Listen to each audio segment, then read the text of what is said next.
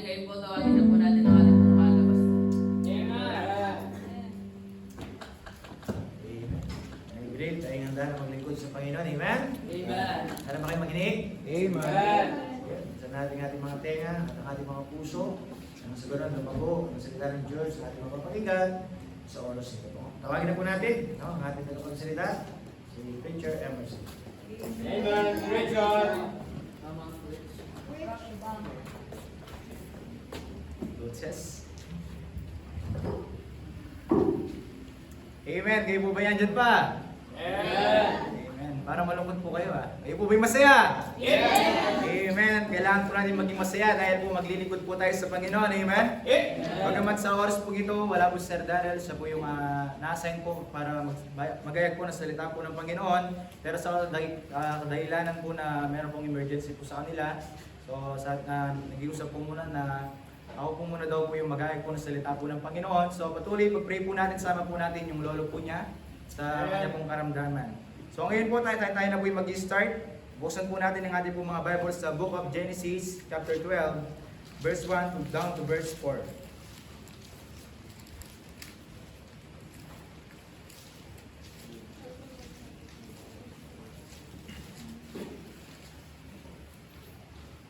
Genesis chapter 12, verse 1 down to verse number 4. Kayo po ba yan dyan ba? Andiyan na, say amen. Amen. Gaya po natin ginagawa, basahin po natin ang salit-salitan. Pagdating po sa verse 4, sabay-sabay po tayo. Ang sabi po sa Genesis chapter 12, verse 1, Now the Lord had said unto Abram, Get thee out of thy country, and from thy kindred, and from thy father's house, unto a land that I will shew thee. Verse 2 begin.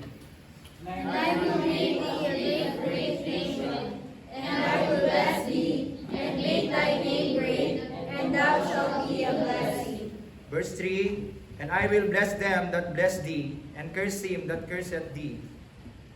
And in thee shall all families of the earth be blessed. Verse 4, sabay-sabay po tayo, begin. So Abram departed as the Lord had spoken unto him, and Lot went with him, and Abram was 70 and 5 years old when he departed out of Haran. Amen. Yung po tayo manalangin. Let's pray. Manaming Diyos, nagkila sa lahat. Maraming salamat, Panginoon, sa biyaya niya po pinagkakalob sa oras pong ito. Patuloy, Panginoon, muli kami po nagtipon upang magpuri, Panginoon, sa iyong pong pangalan. Patuloy na sana, bigyan niyo po kami ng karunungan, bigyan niyo po kami ng tamang kaisipan, tamang puso, Panginoon, na maunawaan po namin ng mensahe po na ayaw po maririnig sa oras po ito. Patuloy, Panginoon, buksan niyo po ang ayaw po mga pandinig, buksan niyo po, Panginoon, ang ayaw po mga kaisipan, Panginoon. Sa ganun po, Panginoon, yung mensahe, Panginoon, ay maririnig, Panginoon, ay magamit po namin sa ayaw po pang-araw-araw na pumumuhay, Panginoon. Agiri po nilalapit, Panginoon, pangunahin niyo po ako, bigyan niyo po ako ng karunungan, bigyan niyo po, Panginoon, sa aking bibig, Panginoon, yung mensahe na nais pong iparating sa buhay po ng bawat isa. Patuloy, Panginoon, kayo pong may tataas namin sa aming mga buhay, sa aming pagpapatuloy, Panginoon, huwag niyo po ngayon na gumawa ang aming kaaway, nawa, Panginoon, kayo po, Panginoon, ang kubilos sa aming pong pagpapatuloy. Maraming salamat, Panginoon, patuwarin sa nagagawang pagkasal at pagkukulang. Ito lang po aming dalangin sa pangalan po ng aming Panginoong Yesus. Amen. Amen. Amen po. Dito po sa ating pong nabasa, pag-usapan po natin yung dito po tinatawag po na faith. Di ba? Mababasa po natin, alam naman po natin na pag sinabi pong Abram, di ba? Meron po yung nasa likod po niya yung pananampalataya. Di ba? Si Abram, isa po sa mga anak po ng ating po Panginoon na yung kanyang pong pananampalataya malaki. Di ba? Malaki po yung kanyang pagtitiwala po sa ating pong Panginoon. Di po ba? Kaya ang sabi po ng ating po Panginoon dito, sa ating pong binasa sa ating pong text, sabi niya, Now the Lord had said unto Abram, Get thee out of thy country, and from thy kindred, and from thy father's house, unto a land that I will shew thee.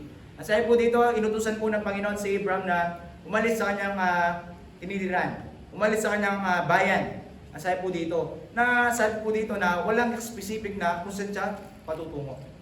Di ba? Sabi dito, sabi dun sa last, sabi niya, unto a land that I will shew thee. Di ba? Hindi pa niya alam kung saan siya pupunta. Hindi pa sinabi ng Panginoon kung anong lugar yung kanyang pupuntahan.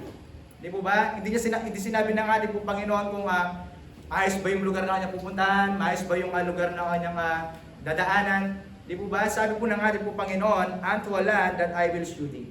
Di po ba? Pero sabi po dito na kahit hindi po alam ni Abram yung kanyang patutunguhan, kahit hindi po niya alam kung saan siya pupunta, Ang sabi po dun sa verse 4, sabi niya, "So Abraham departed as the Lord had spoken unto him, and Lot went with him, and Abraham was 75 years old when he departed out of Abraham." Ang sabi po dito, walang alinlangan, walang tanong-tanong, di ba si Abraham sumunod po sa Panginoon. Di ba kahit hindi po niya alam yung kanyang patutunguhan, kahit hindi po malinaw sa kanya, kung bakit pinapalis po siya ng ating pong Panginoon doon. Di ba? So dito po sa ating pong pag-aaralan, sabi niya, start moving in faith when the way isn't clear. Di ba? Ang sabi po dito, pagsimula ka ng kumilos sa ating pananampalataya, sa ating paglilingkod, kahit hindi mo pa alam, o kahit hindi pa malinaw yung paroroonan mo, kahit hindi mo malinaw yung dadaanan mo, sabi po dito. Di ba? Sabi niya, mag-start na po tayo. Kagaya po ni Abraham, sabi niya, kahit hindi po niya alam yung kanyang paroroonan, dahil sa pananampalataya po na sa Panginoon, kumilos po siya. Di ba? Kaya tayo po, sabi po dito, mapag-aaralan po natin yung mga katangian o yung ginawa po ni Abraham o yung mga pag-uugali po ni Abraham nung tinawag po siya ng ating pong Panginoon, nung inutusan po siya ng ating pong Panginoon. Ang sabi po dito, tayo po bilang naglilingkod, hindi po tayo kikilos hanggat hindi po natin alam kung saan po tayo pupunta, di ba? Di ba? Hindi naman po tayo lilibot kung basta-basta lang po tayo aalis, hindi po natin alam yung paroroonan po natin. Di ba? Sabi po doon, parang nagsasayang lang po tayo ng oras. Di ba? Pero si Abraham po, inutusan po siya ng Panginoon. Di ba? Na kumilos, umalis sa kanyang lugar, iwan yung kanyang bayan, di ba? Na hindi niya alam yung paroroonan. Pero dahil sa pangako po ng Panginoon, sabi niya, lalagay po siya ng Panginoon doon sa kanyang ituturo. Ipapakita po ng ating pong Panginoon. Di po ba? Sa bawat galaw po ng ating pong Panginoon, hindi po siya nag-a-advance kung saan po tayo pupunta. Di ba? Kaya nga po tayo nagtitiwala, kaya nga po tayo nagkakaroon po ng faith. Di po ba? Kasi di po natin alam kung ano yung paroroonan po natin. Di ba? Sabi nga po, kung alam mo yung paroroonan mo, hindi ka magkakaroon ng faith. Di ba? Pero dahil ikaw, hindi mo pa alam kung saan ka pupunta, hindi mo pa alam kung saan ka ilalagay po ng Panginoon. Kaya doon po tayo nagkakaroon po ng faith. Di ba? Tulad po dito, di po ba si Abraham po, inutusan po ng ating pong Panginoon, di ba? Hindi po niya alam yung paroroonan niya, pero ang sabi po ng ating pong Panginoon, sa bawat pagkilos po natin, kahit hindi po natin alam yung paroroonan po natin, yung Panginoon kapag kumikilos ka, yung Panginoon gagabayan ka. Di ba? Yung Panginoon hindi ka niya iiwan. Di ba? Hindi sinabi ng Panginoon, Abraham, umalis ka dyan. Pumunta ka kahit saan mo gusto. Hindi po. Ang sabi ng Panginoon, umalis ka dyan. Di ba? Sabi ng ating po Panginoon, ipapakita ko sa iyo yung lugar na paroroonan mo. Di ba? Ilalagay po, ipapakita po ng ating pong Panginoon. Ganoon rin po sa ating pong buhay bilang naglilingkod sa Panginoon. Di ba? Hindi po natin alam yung kinabukasan po natin. Pero dahil sa Panginoon po tayo nagtitiwala. Di ba? Panatag po yung loob po natin na gaganda po yung buhay po natin. Bakit po? Sumusunod po tayo sa Diyos eh. Di ba? Nagtitiwala po tayo sa ating pong Panginoon. Sabi po dito, di ba si Abraham po, alam mo naman po natin, pinagpala po siya ng Panginoon. Bless po siya ng ating pong Panginoon. Di ba? So sabi po dito, malalaman po natin na patuloy sa paglilingkod po natin sa Panginoon, merong kalagip na pagpapala yan. Di ba? Kaya sabi po dito sa ating pong mapag-uusapan, di po ba? Yung anong ginawa ni Abraham nung tinawag po siya ng Panginoon. Anong sinabi ni Abraham nung siya utusan ng ating pong Panginoon. Di ba? Ang sabi dito, sa ating pong mga kaisipan, isipin po natin, bakit hindi kaya nagreklamo sa Abraham? Hindi ba siya nagreklamo? Alas pumapasok po sa ating kaisipan, basta-basta lang po siya sumunod eh. Di ba? Hindi man po siya nagtanong kung saan siya pupunta. Di ba? Pero dahil po sa pagtitiwala niya sa Panginoon, hindi po niya tinanong yung Panginoon. Di ba? Kaya tayo po bilang naglilingkod sa Panginoon, kailangan po natin gayahin po si Abraham. Hindi po tayo puro tanong ng tanong sa Panginoon kung anong ang mangyayari. Basta yung gawin po natin kung anong sinasabi po ng Panginoon. Di ba? Nag-advance na po tayo kung anong gagawin sa susunod. Yung ginagawa po natin ngayon, di ba po natin nagagawa? Di ba? Basta gawin po natin kung ano yung tinuturo po ng ating pong Panginoon. At sabi ng Panginoon, di kanya papabayaan. Kaya wag po tayong mag-aalala. Di ba? Kaya tayo po dito, ito po pag-uusapan po natin, di ba? Bilang Kristiyano sa panahon pong ito po yung madalas po natin nagagawa. Yung pagtatanong sa Panginoon. Na kabaliktaran po kay Abraham. Sabi dito, sa ating point number 1, he never questioned God.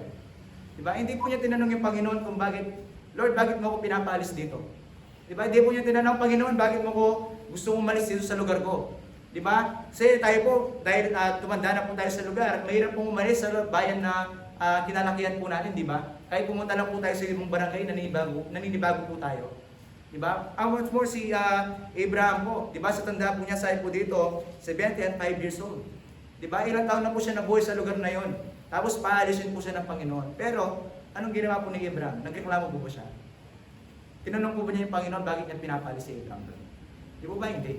Di ba? Bakit po? Di ba sabi po dito, sa pagtatanong po natin, sa bawat lumalabas po na pagtatanong po natin sa Panginoon, yun po yung, di ba sabi nga po, pagdududa. Yun nga po, bakit po tayo nagtatanong? Di ba? Imbes na po tayo maniwala po sa Panginoon, imbes na po tiwala po tayo sa Panginoon, pangungunahan po natin yung Panginoon na, Lord, bakit ako? Lord, bakit ko kailangan gawin ito? Di ba? So makikita po natin sa kanya na hindi po niya tinanong yung Panginoon kung anong gagawin niya. Hindi po niya tinanong yung Panginoon kung saan siya pupunta. Lord, bakit mo ko pinapalis na hindi ko alam yung pupuntahan ko? Hindi po ganun yung sinabi niya. Yung ginawa po niya, basta sumunod lang po siya. Diba? Basta naglagay, basta sinundan lang po yung instruction po ng ating pong Panginoon. Diba? Sinundan po niya yung daan na binibigay po ng Panginoon sa kanya. Kasi sa buhay po natin, diba, hindi po tayo inayaan ng Panginoon na pakalat-kalat po sa daan. Hindi po tayo inayaan ng Panginoon na tayo po lalakad po tayo sa hindi po natin alam na pamamaraan. Diba? Sabi nga po, yung daan po natin yung Panginoon. Diba? Siya lang po yung tanging daan po natin. Kaya sabi po dito, kahit saan ka mapunta, dahil yung Panginoon yung daan po natin, alam po natin na tama yung paroroonan po natin. Alam po natin na tayo po magagamit po tayo ng Panginoon kung saan po tayo dadalhin. Diba? So dito po si Abraham po, nagamit po siya ng Panginoon. Di ba? Naging kagamit-gamit po siya sa harapan po ng ating pong Panginoon. Kaya tayo po, bilang naglilingkod sa Panginoon, alisin lang po natin yung pagtatanong sa Diyos. Diba? Yung, Lord, bakit mo ako ginagamit? Lord, bakit ako yung laging nandito? Diba? Napag-usapan nga po natin sa meeting, bakit Lord ako yung gumagawa? Bakit sila hindi? Diba? Yun po yung pumapasok sa ating kaisipan na laging naisip po natin na lagi po tayong nagtatanong. Hindi naman po, alos sa atin po pumapasok eh. Diba? Bakit? Bilang tao po, di po tayo perfecto. Diba? Nasasabi rin po natin, bakit kaya siya hindi siya ganun? Bakit kaya siya hindi siya nagtatrabaho ng ganito? Bakit kaya siya hindi siya pinalis ng Panginoon doon? Di mo ba? Di mo ba sa bawat pagtawag ng Panginoon?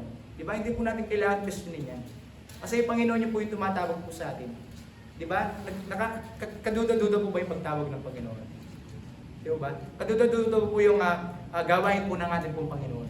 Di ba? Hindi po. Kaya sabi po ng ating pong Panginoon, kapag tinawag ng Panginoon, ibig sabihin mapalad po tayo. Di ba? Kapag tinawag ka ng Panginoon sa kanyang gawain, di ba? Pag ikaw, sabi ng ating pong Panginoon, ikaw gawin mo ito, ikaw pumunta ka dito, mag-Bible study ka dito. Ang sabi ng ating pong Panginoon, kaya ka tinawag, ibig sabihin nun, nagpapala ka ng Panginoon. Bakit? Nagagamit ka sa gawain niya. Di po ba? Kaya tayo po, sa bawat instruction po ng ating pong Panginoon, tayo po ay kikilos po tayo. Di ba? Kumilos po tayo kasi sa bawat gagawin po natin, meron pong instruction po yung Panginoon eh. Di po ba? Hindi po tayo hayaan ng Panginoon na kumilos na basta-basta. Di ba? Pero tayo po, minsan kumikilos po tayo na basta-basta, di ba? Di ba? Kumikilos po tayo na bara-bara. Kaya minsan makikita po natin, di ba, yung mga pagkukulang po natin, yung pagkakamali po natin, di po ba? Yun po, kaya tayo po dito, basta gumawa lang po tayo, basta kumilos lang po tayo, di ba? Ano masabihin po ng ating po Panginoon, sundin lang po natin. Di ba? Huwag kang maglalagay ng question mark sa bawat pinautos ng Panginoon sa iyo. Di ba? Huwag kang maglalagay ng patanong sa bawat pinapagawa po ng ating po Panginoon sa atin. Di mo ba? Lagi po natin tandaan, kapag ikaw yung inutusan ng Panginoon, ibig sabihin pinagkakatiwalaan ka niya. Amen. Diba? Kapag ikaw yung pinamahala po ng ating pong Panginoon, ibig sabihin, nagtitiwala sa sayo. Diba? Kaya sabi po ng Panginoon, nagtitiwala sa sayo, huwag mo siyang bibiguin. Diba? Huwag kang magdududa. Bakit po? Panginoon yung nagtitiwala po sa atin eh. Di po ba? Kaya tayo po, sabi po dito, hindi po siya nagreklamo, nung pinalis po siya dun sa, hindi po siya nagtanong, nung pinalis po siya sa kanyang pong lugar. Ano pa po, di po ba alam po natin yung familiar na kwento po sa atin nung sacrifice po ni Abraham si Isaac? Di po ba sinabi po ng Panginoon doon sa Genesis 22? Saan po natin doon sa Genesis 22, sabi po dito, di po ba, ang sabi po ng ating po Panginoon dito, inutusan po si Abraham na dalhin po yung kanyang anak at i-offer po sa atin po Panginoon. Di po ba? Alam na po natin yun. Di po ba? Pero nung sinabi ng Panginoon yung kay Abraham na i-offer yung kanyang anak, naglagay po ba siya ng question mark doon sa utos ng Panginoon? Di ba? Hindi po. Anong ginawa po niya? Basta sumunod lang po siya. Di ba? Basta pinalo lang po lang yung gawain po, pinalo lang po niya yung gustong ipagawa po ng ating po Panginoon sa kanya. Di ba? Walang halong pag-aalinlangan, hindi po siya nag-aalala kung ano mangyayari sa kanya, tama ba yung kanyang ginagawa, di ba? Kung makakabuti pa sa kanya yung gagawin na inutos ng ating po Panginoon sa kanya. Hindi po siya nagreklamo, hindi po siya nagtanong. Di po ba na, bakit Lord, bakit ko i-offer yung anak ko, meron namang iba dyan. Di ba? Marami namang hayop dyan na pwedeng sunugin. Di ba? Pero bakit yung anak ko pa yung gusto nyo? Di ba? Pero hindi po pumasok sa kanyang kaisipan na tinanong niya yung Panginoon bakit yung kanyang anak. Di po ba? Kaya doon po nasubok po si Abraham ng ating po Panginoon na dahil sa kanyang pananampalataya, kahit bugtong niya anak niya, kahit sa isang anak niya, ibibigay niya sa Panginoon. Bakit po? Panginoon po yung umiiling. Di po ba? Yun po yung tinatawag na pananampalataya. Di po ba? Pero, di po ba, sabi po doon, nung tatangkayin na po ni Abraham na sasasagin po yung kanyang anak. Di ba? Dahil nakita po ng Panginoon yung kanyang pananampalataya. Di ba? Hindi po pinahintulutan ng Panginoon na masaktan si Isaac. Di ba? Hindi po niya pinahintulutan na masugatan po si Isaac. Kasi po dito, sabi niya, doon sa,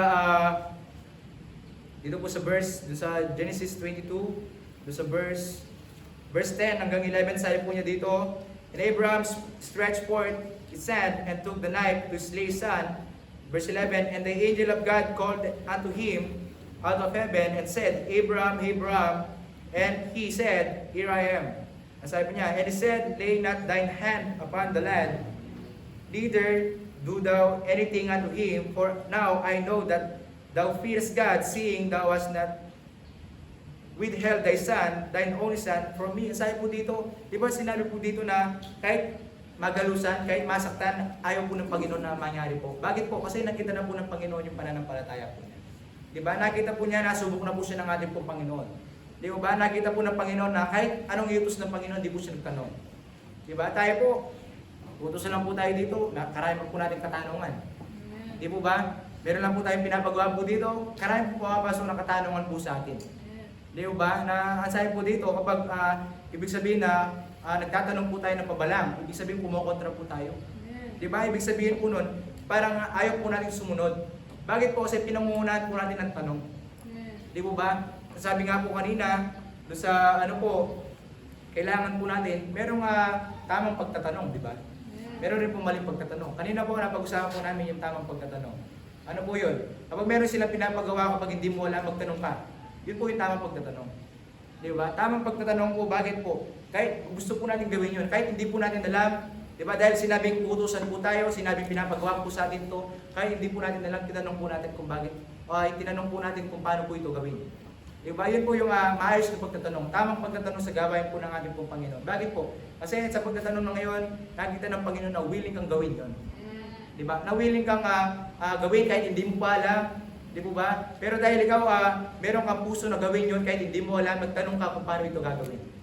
Di po ba? Pero po yun sa ibang katanungan. Di ba? Yung mga maling katanungan na sinasabi po natin. Di ba? Kapag inutusan po tayo, kapag meron po pinapagawa po sa atin.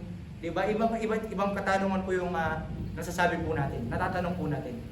Di ba? Pero naisip po ba natin na sa bawat pagtatanong po natin, parang sumasama po yung loob ng Panginoon? Bakit po? Parang nagdududa po tayo sa Kanya. Diba? Parang kinu-question po natin bakit po tayo nagkakatiwala ng Panginoon. Diba? Kaya tayo po bilang naglilingkod po sa Panginoon, diba? Wag po natin hayaan na tayo po mapuno po tayo ng pagtatanong sa Panginoon. Mapuno po tayo ng pagdududa sa atin po Panginoon. Diba ba? Kasi yung Panginoon po natin, di naman po kaduda-duda, diba? Diba? Yung Panginoon po natin kapag pinagawa po niya, alam po natin tama po yan. Diba? Bakit po? Panginoon po yung nag-utos po sa atin. Diba? Kaya tayo po sa buhay po natin bilang naglilingkod, basta sumunod lang po tayo. Diba? Basta i-follow lang po natin yung pinapagawa po ng ating pong Panginoon sa atin.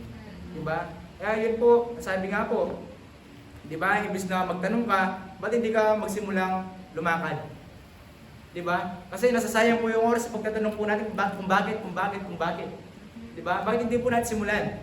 Sabi nga po sa title po natin, start moving. Diba? Simulan po natin umakbang. Kasi kung tayo po, lagi po tayo nagtatanong, wala po tayong masisimulan. Diba? Lagi po natin pinag-question kung bakit po tayo po yung gusto po ng ating po Panginoon na gumawa po nito. Diba? Bakit hindi po natin simulan? Sabi nga po, kung wala po tayong sisimulan, wala po tayong tatapusin. Diba? Kaya tayo po simulan na po natin, maaga pa po.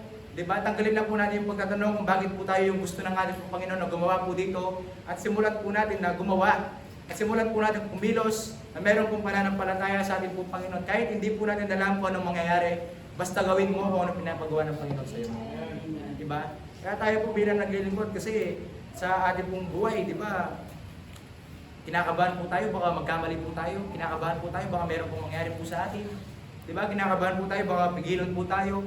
Di ba? Ang sabi nga po ng Panginoon, di ba, nabanggit ko nga po kanina, kapag ikaw magsimula kang kumilos, yung Panginoon gagabayan ka. Di ba? Yung Panginoon, di ba, magiging kasama mo. Kaya tayo po, iwasan na po natin yung bawat utos po ng ating po Panginoon o dito man po sa simbahan po natin na bakit ako? Di ba? Sabi nga po, yung why me? Yung mga natalakay po natin nung nakaraan, di ba? Kaya sabi po dito, tayo po sa bawat utos po, bawat command po ng ating po Panginoon na naayon po sa salita po ng Diyos. Di ba? Gawin po natin yan.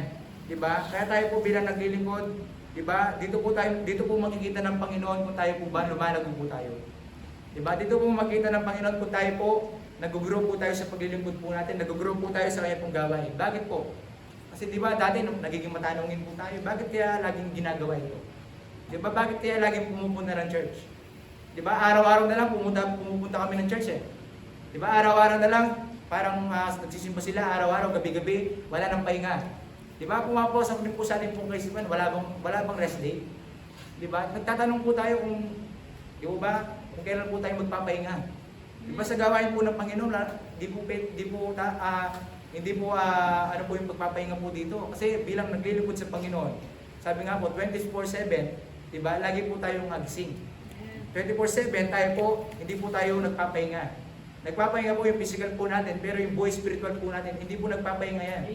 Di ba? Bakit po? Kasi meron po tayong kaaway na 24 hours din po kumikilos po sa atin. Di ba? Kaya tayo po, iwasan na po natin yung pagtatanong na bakit laging ganito, bakit tuwing ganito, ito yung ginagawa, di ba? Bakit hindi na lang po natin tuwing ganyan, yun yung gagawin mo at gawin mo. Di ba? Huwag na po tayo magtanong. Di ba alam naman po natin yung routine na ginagawa po natin. Di ba? Huwag na po tayo magtanong kung bakit, ang bira, Tuesday na naman Bible study, mag-Bible study na ba? Di ba? Mag-Bible study na ba? Di ba? Ay tanatinong lang mag-Bible study. Di ba? Bakit mga ninigayaking baptist? Bakit mga ninigayaking kaungliban simbahan? Di ba? Bakit po? Di po ba doon po makikita ng Panginoon na ikaw hindi ka lumalago? Bakit po? Kinukasyon mo yung gawain ng Panginoon. Di ba gusto ng Panginoon araw-araw nakikita ka niyang gumagawa sa kanyang gawain? Gusto ng ating po Panginoon araw-araw pinupurihin mo siya. Di ba? Kaya tayo po bilang naglilingkod, kung lumalago ka tunay, kahit araw-araw kang dito, araw-araw kung gumagawa sa gawain ng Panginoon, kahit isayin ko hindi ka magtatanong. Bakit po? Naiintindihan mo yung gawain ng Panginoon. Diba? Yung gawain ng Panginoon, tuloy-tuloy po yan. Diba? Sabi nga po, physical po natin yung nagpapahinga. Pero yung buhay paglilingkod po natin sa Panginoon, hindi po magpapahinga yan. Diba? Kasi kahit anong oras, pwede po tayong ikumad po ng ating po Panginoon. Kahit anong oras, pwede po tayong utusan po ng ating po Panginoon. Kaya kailangan sa lahat ng oras, maging handa po tayo. Hindi po tayo pwedeng patulog-tulog. Sabi nga po, get up. Diba? At gumawa po tayo sa gawain po ng Panginoon. Kahit anong oras, pwedeng manawagan po yung Panginoon po sa atin. Diba? Pwede po tayong kalapitin po ng ating po Panginoon, o ikaw, diba, wag kang matutulog, o ikaw, diba, wag kang maging tamad, diba, meron pa pong pinapagawa po yung ating po Panginoon doon, kumilos ka, diba, tayo po, wag po natin isipin na sa bawat paggawa po natin, diba, wag po natin itanong sa ating po Panginoon, Lord, hindi mo ba naisip na napapagod rin ako? Diba? Lord, hindi mo ba nakikita na nahihirapan na ako? Diba? Nakikita ng Panginoon na napapagod ka. Nakikita ng Panginoon na nahihirapan ka. Pero gusto ng Panginoon, makita mo yung kanyang biyaya. Na kahit na napapagod ka, kahit nahihirapan ka, gusto ng Panginoon magpatuloy ka.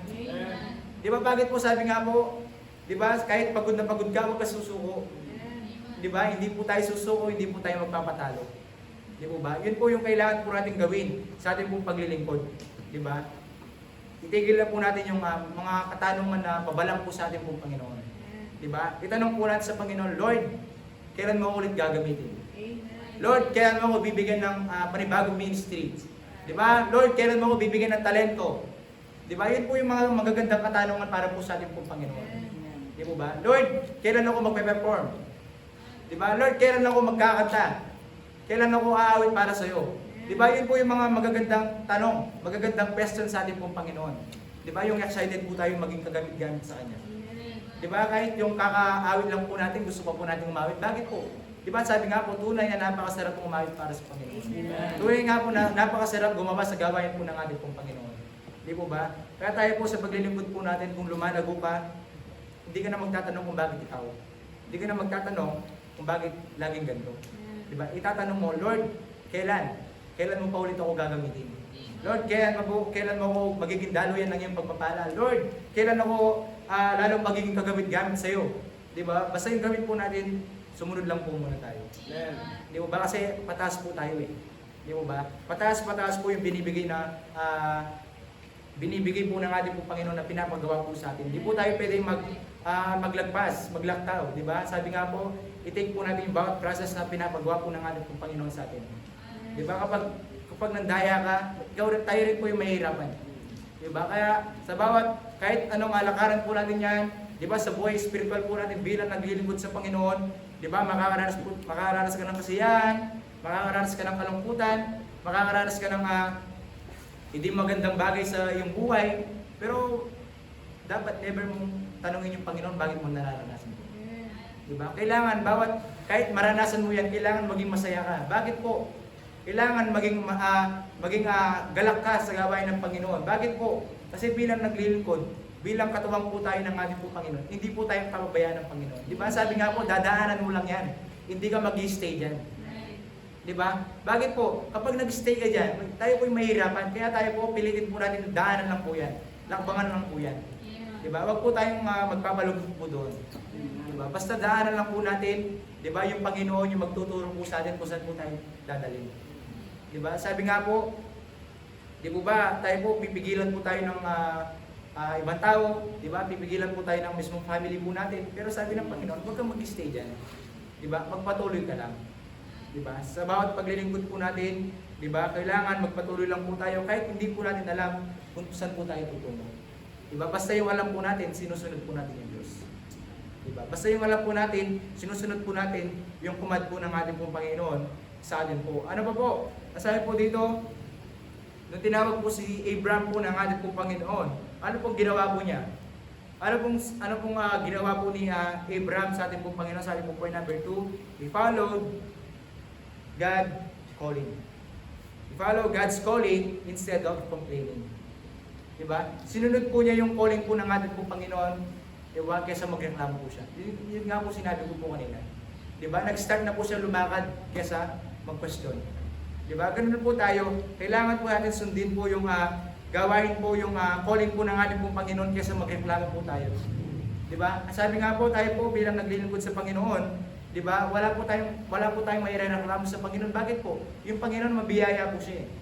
Diba? Yung Panginoon hindi po niya tayo pinapabayaan. Diba? Kaya wala po tayong karapatan magreklamo po sa Kanya. Diba? Yung tanging kailangan lang po natin gawin, sumunod lang ng sumunod sa ating pong Panginoon. Diba? Yun po yung kagustuhan po ng ating pong Panginoon sa atin. Di po ba? Makikita po natin dito, makikita po natin, mababasa po natin na kahit kailan hindi po siya nagreklamo sa Panginoon. Makikita rin po natin, di po ba, na lagi lang po siyang sumusunod sa Panginoon. Di ba? Lagi lang po siyang opo. Di ba? Sabi nga po dun sa dun kay Jonah, di ba? Nag-no po siya sa Panginoon. Pero si Abraham po, anong ginawa po niya? Sagot niya sa Panginoon, yes. Di ba? Kaya kailangan po tayo po, sagot po natin sa Panginoon, yes. Di ba? Ikaw, available ka ba ngayon? Kailangan ka dito? Anong masasagot mo sa Panginoon? No ba o yes? Di ba? Kailangan tayo po, lagi po tayong yes sa Panginoon. Kaya sabi nga po, lagi po tayong maging handa. Di ba? Kahit anong oras man yan, tawagin po tayo ng Panginoon, masasagot po natin yung Panginoon ng yes. Bakit po? Kasi naging ready po tayo. Di ba? Kaya tayo po, lagi lang po tayong sumunod sa ating po Panginoon, lagi lang po tayong umilos, lagi lang po tayong gumawa. Basta gawa ka lang ng gawa. Dahil alam naman po natin, yung paggawa po natin, hindi po masasayang yan. Di ba alam po natin na yung bawat ginagawa po natin sa Panginoon, di ba, meron ng kalakip na pagpapala po yan. Di ba? Na the more na nagre-reklamo ka, the more na hindi mo ginagawa, hindi mo ina-accept yung calling po ng ating po Panginoon, the more na walang pagpapalang darating sa iyo. Di ba? Kasi bakit po? Yung bawat pagpapala ng Panginoon, kailangan makita ng Panginoon na ikaw gumagawa ka. Makita ng Panginoon na kailangan ikaw sumusunod ka. Diba? Nasabi nga po, lagi po natin tandaan, diba? There's a blessing in obedience. Diba? Meron pong pagpapala sa pagsunod po natin sa ating pong Panginoon. Meron pong blessing sa bawat gawa po natin na sinusundan po natin yung ating pong Panginoon. Di po ba? Kaya tayo po, bilang tagasunod po ng ating pong Panginoon, bilang follower po ng ating pong Panginoon, kailangan po natin maging katulad po ni Abraham. Diba? Kailangan po natin maging katulad po ni Abraham. Sabi po dito, tayo po, si Abraham po, bawat tawag po ng ating po Panginoon, hindi po siya nag-alinlangan. Di ba? Hindi po siya nagduda sa ating pong Panginoon, kundi sa bawat tawag ng Panginoon, ang sagot lang niya, yes. Di ba? Ang sagot lang niya, di ba? Opo. Oo. Di ba? Hindi po natin nakita na sumagot ng no. Di ba? Bakit po? Nakita po niya kasi yung Panginoon yung nag-utos sa kanya. Nakita po niya, Panginoon po yung tumatawag po sa kanya. Di ba? Kaya tayo po yung Panginoon po ni Abraham, Panginoon na rin po natin. Hindi po magkaiba yung Panginoon ni Abraham sa Panginoon po natin. Kaya tayo po, kailangan gawin rin po natin kung anong ginawa po ni Abraham. Diba? Sundan po natin kung ano yung nilakad po ni Abraham.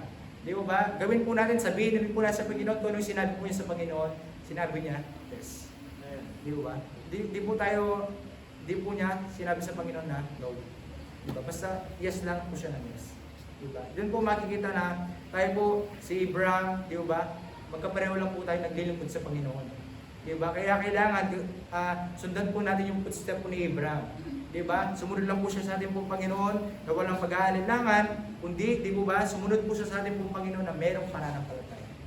Diba? Sumunod po siya sa ating pong Panginoon na merong pagtitiwala po sa ating pong Panginoon. Sabi nga po dun sa 2 Corinthians 5:7, sabi niya, diba? For we walk by faith. Diba? Ang sabi po doon, tayo po yung lumalakad po kailangan sa pananampalataya.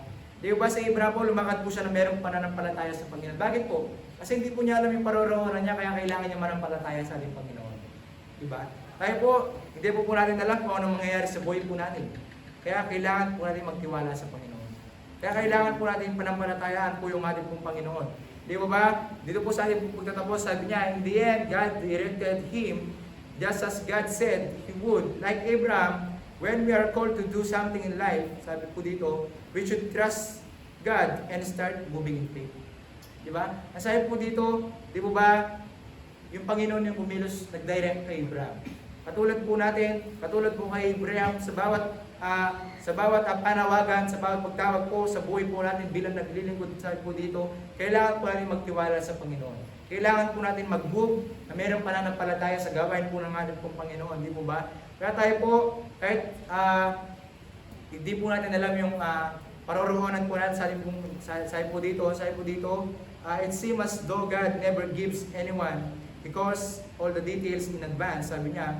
Rather, He guides them each step of the way. So when God leads you to do something, don't get distracted by everything you will eventually need, nor the challenges that might come. Sabi dito, as you move, God will tell you what to do along the way. Nasabi po dito, nasabi po ng Panginoon, di ba sa bawat pinapagawa po ng Panginoon, hindi man po sa atin, sa ibang tao, sa ibang mananampalataya, hindi po nagbibigay ng detalyado. Hindi po nagbibigay ng detail yung ating pong Panginoon kung ano yung gagawin in advance. Di ba sabi po dito, rather He guides them each step of the way. Sabi po dito, hindi po siya nagbibigay ng detail in advance, kundi, di ba, kundi ginagabayan po sila. Diba? Kundi ginaguide po sila ng ating pong Panginoon. Nasabi po dito, so when God leads you to do something, don't get distracted by everything you will eventually need, nor the challenges that might come. Nasabi po dito, kapag tayo po, di ba, ginaid po tayo ng Panginoon, dilid po tayo ng Panginoon, hindi po natin kailangan ma-distract sa ibang bagay. Di ba? Bakit po kailangan maging focus po tayo sa Panginoon? Di ba? Nasabi nga po, for we walk by faith, not by sight. Di ba? Sa paningin po natin, marami po tayong distraction na makikita. Di ba? Sa paningin po natin, marami po tayong makikita na ikakasama po ng ating pong paglilingkod, ng ating pong pagsunod po sa ating pong Panginoon. Ang sabi po ng ating pong Panginoon dito, basta tumingin ka lang sa akin, basta magtiwala ka lang sa akin, di ba? Basta sumunod ka lang sa akin, nasabi po ng Panginoon, ako nang bahala sa iyo. Di ba? Ako na yung kikilos para sa iyo, sabi po ng ating pong Panginoon. Kaya sabi dito, as you move, God will tell you what to do along the way. Diba? Sa bawat gawa po natin yung Panginoon, in-instruct po tayo. Diba? Yung bawat paggawa po natin yung Panginoon po, diba? Binibigay po yung daan. Diba? Sa bawat yapak po natin, dito yung daan, doon ka sumunod. Diba? Minsan po kasi dito yung daan, sabi po ng ating po Panginoon, lumilong po tayo eh. Diba? Kaya hindi po natin nakikita yung gustong ipakita ng ating po Panginoon sa atin. Bakit po kasi tayo po mismo lumiligo po tayo. Hindi po natin sinusunod yung sign po ng ating po Panginoon. Diba ba sa daan, di ba, napakaraming pong sign. Kapag di po natin sinunod yan, maliligaw po tayo. Ganoon rin po sa paglilingkod po natin. Kapag hindi po natin sinunod yung sign po ng ating pong Panginoon, maliligaw po tayo. Di ba? Mawawalan po yung landas po natin. Di ba? Kaya tayo po, sabi po dito, kagaya po ni Abraham, basta follow ka lang ng follow. Diba? Sunod ka lang na sunod sa ating pong Panginoon. Ang sabi ng ating pong Panginoon, kaya simula sa oras na ito, sabi ng Panginoon, start moving in faith. Diba? When the way isn't clear. Diba? Kahit hindi malinaw yung gustong ipagawa po ng ating pong Panginoon sa atin. Yung sa future, diba? Yung sa kung matatapos kaya ito, kapag natapos kaya ito, maganda kaya yung kalalabasan. Diba? Kasi tayo po, iniisip po natin na yung paano po natin paano kaya pag natapos na to. Diba? Iniisip natin, matatapos ko kaya ito. Diba? Iniisip po natin na sa bawat, kailangan isipin po natin sa bawat paggawa po natin. Diba? Kumilos ka na mayroong pananampalataya. Diba? Dahil po sa bawat paggawa po natin na mayroong pananampalataya, diba? Kahit hindi mo naisipin na, kahit hindi mo na itanong sa iyong sarili na pag natapos kaya ito, maganda kaya ito. Diba? Kasi bakit po? Nagdududa po tayo sa ating sarili. Nagdududa po tayo sa paggawa po natin. Pero kung tayo po, gumawa po tayo na mayroong pananampalataya, hindi mo na kailangan magduda. Bakit po? Sa pananampalataya sa Panginoon, diba? Ililid ka sa maganda. Diba? Matatapos siya ng maganda. Diba? Magiging matagumpay yan na mayroong maganda. Bakit po? Kasi yung Panginoon pinagkatiwalaan po natin eh. Di ba kasi ayaw po ng Panginoon na tayo po matapos po yung mission po natin na merong aberya. Ayaw po ng Panginoon na matapos po natin yung mission po natin na merong hindi magandang bagay na nangyayari. Gusto ng ating po Panginoon maging malinaw, maging clear. Di ba? Kaya tayo po, sabi po dito, kailangan simulan na po natin kumilos na mayroong pananampalataya. Sa bawat paglakad po natin, sa bawat paggawa po natin sa ating Panginoon, kailangan meron po yung kalakip na faith. Di ba? Kahit hindi po natin alam, di ba, dito po, marami po tayong ginagawa. Di ba? Marami po tayong kinukumit po para po sa ating pong Panginoon. Di ba? Hindi naman po natin alam. Sabi nga po, di ba? Wag mong isipin, di ba? Sabi po dito, wag mong isipin kung ano yung makakaya mo. Isipin mo kung ano makakaya ng Panginoon. Di ba? Sabi nga po, kahit wala po tayo, nangangako po tayo sa Panginoon. Di ba? Kumikilos naman po yung Panginoon, nakikita po natin. Amen. Di ba? Sabi nga po, sa bawat pagsunod, merong pagpapala. Amen. Di ba? Sa bawat pagsunod po natin sa Panginoon, merong pong blessing yan. Sa bawat pagtitiwala po natin sa ating Panginoon, makikita po natin yung resulta ng faith po natin sa Kanya. Di ba? Ma-share ko lang po sa inyo, di ba, napagandang umaga. Maganda na po yung umaga, pero mas pinaganda pa po ng Panginoon. Bakit po? Kanina po, di ba? Pagising ko, di ba, yung ninang ko po, di ba? Ito po yung ginagawa po ng Panginoon eh. Di ba? Nagbibigay po siya ng blessing tuwing umaga. Di ba? Kasi po, nung isang araw po, di ba? Ang sabi nga po, nung Thursday po yata yun. Di ba? Iniisip po, paano po natin kukunin yung pambabayad po natin. Paano po tayo magkakaroon sa pambabayad sa commitment po natin. Di ba? Kasi bakit po, ilang araw lang po yung natitira eh. Di ba? Pero pag-uwi ko po, di ba? Yung nanay po ni Sir Darrell. Sabi niya, pagkababa ko sa motor, gusto dala. Sabi niya. Tayo mo nini, sabi niya. Di ba? So dahil po yun, di ba? Blessing po ng ating Panginoon. Di ba? Dali-dali po, pumunta po tayo, kinuha ko po agad, tinahigo po. Bakit po? Kasi, bakit po? Blessing po ng Panginoon yun eh. Di ba? Yung kailangan lang po natin mag-claim. Diba? I-claim po natin yung blessing po ng ating pong Panginoon. Kanina po, meron pong nagpatay. Di ba? 150 lang po. Di ba? So, napakaganda po nung blessing po ng ating pong Panginoon. Bakit po? Hindi po magano mahirap po yung pinatay. Di ba? Pero, malaki po. Diba? Malaki po yung blessing po ng ating pong Panginoon. Di ba? Kaya tayo po, sa bawat pagsunod po natin, meron pong blessing. Kaya, huwag po tayo mag-alinlangan sa Panginoon. Basta magtiwala lang po tayo. Di ba? Kahit na rin sabi nga po, alam ng Panginoon, nahihirapan po tayo kung paano po tayo kukuha ng pambayad po natin eh. Di ba? Pero kung ikaw sumusunod ka, pero kung ikaw pinafollow mo yung gawain po ng ating po Panginoon, yung plano po ng ating po Panginoon sa atin, yung Panginoon ang kikilos po sa atin. Di ba? Kaya yun po, di po natin pwedeng tanongin yung Panginoon, Lord, di mo ba makikita yung kalagayan ko ngayon? Di ba? Nahihirapan na ako, bakit gusto mo pa akong gamitin? Di ba? Napapagod na ako, bakit gusto mo pa ako? Di ba? Sabi ng Panginoon, kung kailan ka napapagod, doon ka gustong gamitin ng ating Panginoon. Bakit po kasi nasusubok ka kung magpapatuloy ka? Diba? Nasusubok ka ng ating Panginoon. Kung ikaw, dediretso ka ba ba? Diba? O ihinto ka na. Diba? Kasi sabi nga po, yung pananampalataya po natin, hindi po natin mapapakita yung pananampalataya po natin kung ikaw, yung buhay mo, nasa maganda. Diba? Makikita po natin, may papakita po natin yung pananampalataya po natin. Pagdating ng araw, pagdating ng oras na tayo po, mahirapan po tayo. Di po ba? Kaya tayo po, bilang naglilingkod sa Panginoon, dumanas man po tayo ng kahirapan, dumanas man po tayo ng kasiyahan, ng kaginawan sa buhay, kailangan yung pananampalataya po natin, huwag magbago. Di po ba? Kasi sa bawat pagkilos po natin, sa bawat paggawa po natin, sa bawat ginagawa po natin sa ating buhay, di ba? Yung pananampalataya po nagiging daan para po tayo binibless, para po tayo i-bless po ng ating pong Panginoon. Para po tayo itulungan po ng ating pong Panginoon. Kasi, sabi nga po, kung wala kang pananampalataya, paano ka tutulungan ng Panginoon? Di ba? Yung pananampalataya po natin, yun po yung tutulong po sa atin. Kaya kung ikaw, kung wala kang pananampalataya, walang tutulong sa iyo. Di ba? Bakit po? Kasi hindi ka marunong magtiwala eh. Di ba? Kaya tayo po, simulan na po natin, magtiwala po tayo, di ba, sa ating pong Panginoon. Diba? Kaya tayo po patuloy pasalamatan po natin yung ating po Panginoon, di ba, sa bawat binibigay po sa atin. Ang sabi po ng ating po Panginoon, di ba, isipin mo, kaya kita binibigyan, gusto ko, sabi ng Panginoon, yung pananampalataya mo lalong lumaki.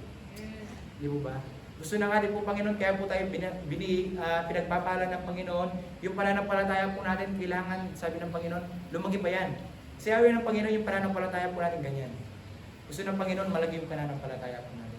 Diba? Kaya tayo po sa bawat, sabi nga po, sa gawain po natin, maraming ginagawa, maraming kailangan ibigay, maraming kailangan i-sacrifice. Diba? Ang sabi ng Panginoon, ang tanong ng Panginoon, susunod ka ba? Diba? Ang tanong ng Panginoon, di naman po tayo pinipilit eh. Diba? Nasa atin po, meron po tayong tamang desisyon. Meron po tayong sarili desisyon. Diba? Meron po tayong kanya-kanyang pagpili. Diba? Kung pipiliin mo sumunod sa Panginoon, okay po yun. Diba? Kung pipiliin mong hindi sumunod sa Panginoon, diba? Ano pong mangyayari sa buhay mo? Diba? Isipin mo, bago ka mag-no sa Panginoon, isipin mo muna kung anong mangyayari sa iyo pag sinabi mong no sa Panginoon. Diba? Sabi nga po kay Jonah, nag-no po siya sa Panginoon. Diba? Ano pong nangyari sa kanya? Diba? Kaya tayo po, bilang follower po ng ating pong Panginoon, kailangan, sabi nga po kanina ng pastor, kailangan nandito lang po tayo, Lord, yes. Diba? Yes lang po ng yes sa ating pong Panginoon. Diba, wag po tayo mag-no, kasi yung Panginoon never pong nag-no po sa atin. Diba? Yung Panginoon, sabi po dito, diba, sa bawat, kahit, sabi nga po, sa ating pong paglilingkod, kailangan mayroong pananampalataya sa Panginoon. Kahit, sabi ng Panginoon, kahit hindi ka faith, yung Panginoon faith sa'yo, faithful sa'yo, sabi po ng ating pong Panginoon. Kahit hindi ka faithful sa ating pong Panginoon, diba, yung Panginoon naging nananatiling faithful po sa atin. Diba? Kaya, tayo po yung pananampalataya po natin, kailangan wag pong mawala yan. Diba? Isipin po natin yung Panginoon, simula nung ako, diba? Ako, hindi pa ako ligtas, yung Panginoon nagiging tapat niya. Diba? How much more kapag ikaw naging tapat ka pa sa Panginoon, hindi lalo magiging tapat yung Panginoon sa iyo. Diba? Hindi lalo ang pagpapalain po ng ating pong Panginoon. Di ba? Sabi nga po, be faithful to the one who is faithful to you. Diba? Maging tapat po tayo kung kanino po kung sino po yung nagiging tapat po sa atin. Diba? Yung Panginoon unang naging tapat po sa atin. Kaya tayo po, kailangan po natin maging tapat po sa Panginoon. Kailangan po natin magkaroon po ng katapatan, merong pananampalataya sa ating pong Panginoon. Kaya tayo po, tayong natin tumayo. At lumapit po tayo sa ating pong Panginoon. Yung po tayo, ipikit po natin yung ating pong mga mata. Isipin po natin, tinatawag po tayo ng ating pong Panginoon. Isipin po natin na tayo po, merong calling po yung Panginoon po sa atin na kailangan po natin sagutin. Ang tanong ng Panginoon, mag-no ka ba o mag-yes? Diba? Sa buhay po natin bilang naglilingkod, hindi na po pwede yung no sa gawain po.